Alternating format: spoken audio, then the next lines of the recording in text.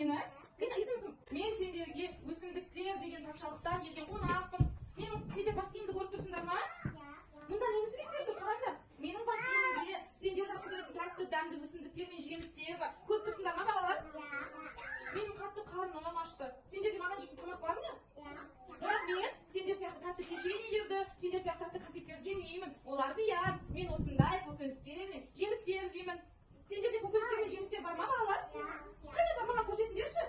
Балалар бізде бар да, көкөністер мен жемістер бізде бар. Қазір біз бұны бояймыз, иә. Сосын өсімдіктер әлемінен келген досымызға береміз, жақсы ма? Балалар, сендер сурет салайын деп жатсыңдар ма?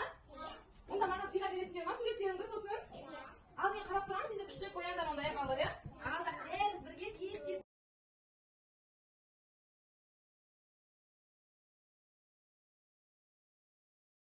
Міне қараңдар, міне былай бүйтіп тосақпен боямыз, қарап. Міне әдемілеп. Мына қандай жеміс болды?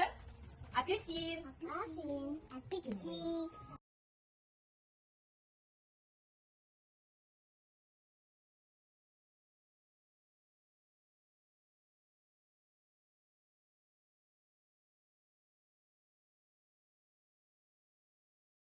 Қане балалар, мен сендерге бір өтінішім болып тұр, менің өтінішімді орындайсыздар ма?